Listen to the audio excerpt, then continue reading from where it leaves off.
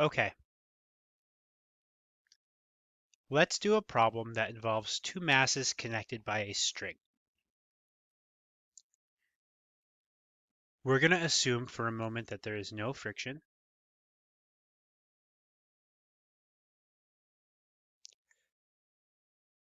And we're going to put some values to these masses. We're also going to say that g is 10 meters per second squared. Not that we're going to need it for this problem without friction. And let's say that this is a 2 kilogram mass and this is a 1 kilogram mass. And so these masses are just, on a flat surface. And you grab the mass here and you pull with 12 newtons. And there are a bunch of questions that can be asked about this. What is the acceleration of everything? What is the acceleration of the 1 kilogram mass? What is the acceleration of the 2 kilogram mass?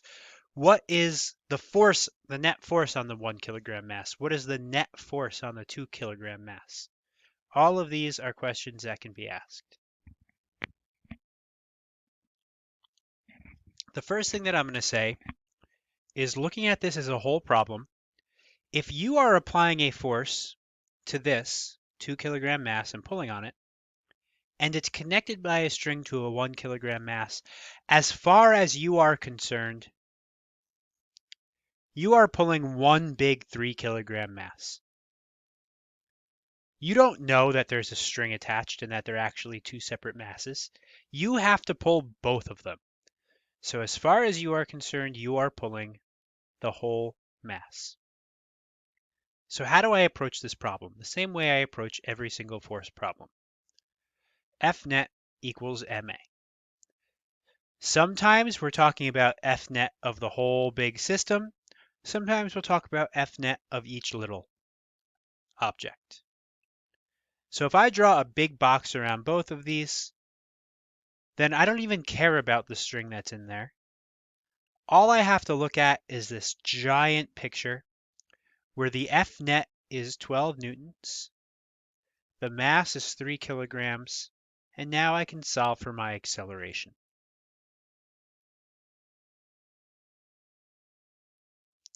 So I now know the acceleration of this whole thing is 4 meters per second squared. And now think about this, common sense, right? If this accelerates at 4 meters per second squared, and it's got a string, and it's attached to this must also accelerate at 4 meters per second squared. They have to accelerate at the same rate they are attached. There is no choice. And so now maybe the question is, what is the tension in this string? Oh my God, tension. For some reason, the word tension confuses students. Tension is just a force. If I didn't say tension, if I just said, what is the force? Students understand it. But as soon as I say the word tension, they think it's something different and magical. No, it's just that if there's a force in a string, we call it tension because strings can only do one thing. They can only pull stuff. They can only be in tension. We cannot compress a string. So now what we need to do is we need to break up this string. And what's nice about a string or a rope is that it tells you what's happening. The string is pulling to the left on the 2 kilogram object, and it's pulling to the right on the 1 kilogram object. And the other really unbelievably nice thing about a rope like this is that it's the same force. Whatever force is here is here. It's the same. If it's pulling on the 2 kilogram object with 5 newtons, it's also pulling on the 1 kilogram object with 5 newtons. The tension is the tension is the tension. So it's actually almost like they drew a free body diagram for us when they include ropes or string. Now I can look at either of these objects as an individual object. If I was looking at the 1 kilogram object and I said F net equals ma, remember F net also equals all of the forces. What are all of the forces on this object? Well, for right now, I'm ignoring everything else that's going on. There's just tension. tension is the net force.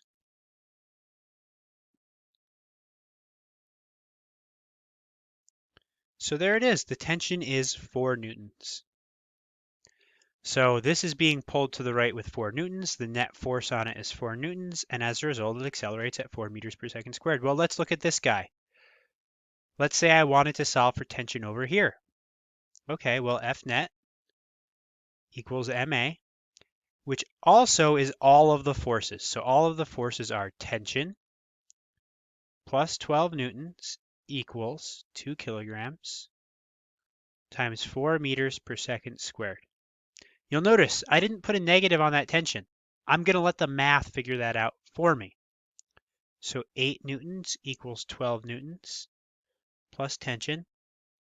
Tension equals negative 4 newtons. Uh-oh, I got a negative. I must be wrong. No, it's just telling you that it's opposite whatever the positive stuff was. The positive stuff was to the right, so the tension on that object is to the left. It's that simple. What did I do? I did F net equals ma a bunch of times. That's it. That's all I had to do to solve this problem.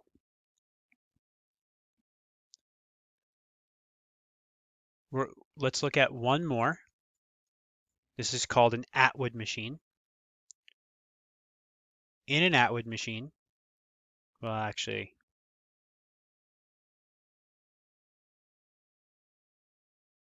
yeah, let's do it this way. No, let's do it this way. I'm sorry, guys. I have a pulley. This pulley has no mass and no friction. I have a rope. That rope connects, let's use also again a 1 kilogram mass with a 2 kilogram mass.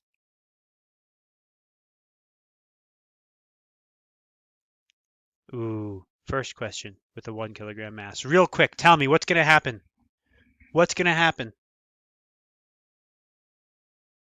If I'm holding this so it doesn't go anywhere, and then I let go of it, what's going to happen?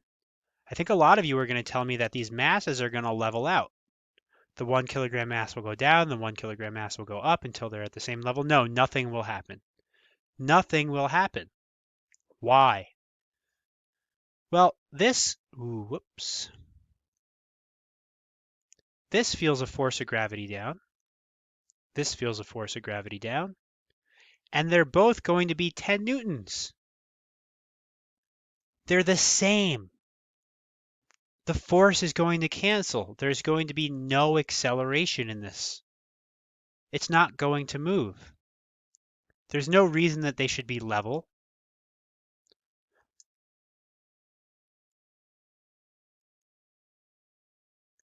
There is no rule that says 2 objects that have the same mass must be at the same height. No. There's only this rule that says if there is a net force, an object will accelerate, and if there is no net force, an object will not accelerate. Okay, so now let's go back and let's solve for this. If this is a 2 kilogram object, lots of questions we can ask. What is the tension in the rope? What is the acceleration of the system? Lots of questions we can ask. And so the first thing that I'm going to do is I'm going to use the fact that I know Fg equals mg to solve. So here I've got 2 kilograms times 10 meters per second squared. So there is Fg of 20 newtons here. I'm just assuming we know this. And there's Fg of 10 newtons here. That's what I know so far. And now I get to say pulleys are magic. Pulleys take rope. And they make it so that that rope counts as one axis. You're going to think this is crazy, but everything along this dashed dot that I'm drawing right now counts as the same axis. This picture is exactly the same as saying I have a 1 kilogram mass attached to a 2 kilogram mass, and I'm pulling to the right with 20 newtons, and I'm pulling to the left with 10 newtons. It's exactly the same. So now all I have to do is solve this problem right here. And that's an easy problem to solve. So again, let's do this thing where I draw a big box around it, and I say, oh, now you're a 3 kilogram mass, and my F net is MA. Let's call the left negative and the right positive. So let's see. F net is all of the forces, so it's 20 newtons plus a negative 10 newtons equals 3 kilograms times A. 10 newtons equals 3 kilograms times A. And now A is going to be 3.3 meters per second squared. There it is. I just found my acceleration. It came out positive, and I called the right positive, which actually is this direction. So the 2 kilogram mass is going to accelerate down, and the 1 kilogram mass is going to accelerate up. Hey, that makes sense. I think we thought that anyway. Now we can solve for the tension in the rope. And now we're going to go and we're going to break up that rope. We're going to cut that rope.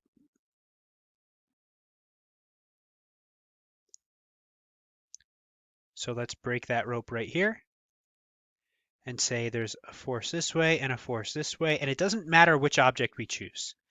Let's choose the 1 kilogram object.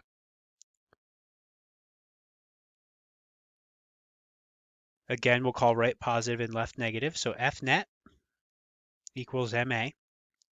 F net is all of the forces, so it's negative 10 newtons plus tension, which equals 1 kilogram times 3.3 meters per second squared. Remember, I solved that A. I accidentally erased it. So now we've got 3.3 newtons equals tension plus negative 10 newtons. Tension must equal 13.3 newtons. That's it. I would have found the exact same thing on this side. I would have found out that the tension was 13.3 newtons on that side as well if I had solved the other side, but that's the whole problem. So when I have a pulley, I can just draw it as if it's all one line, and it might help you solve the problem.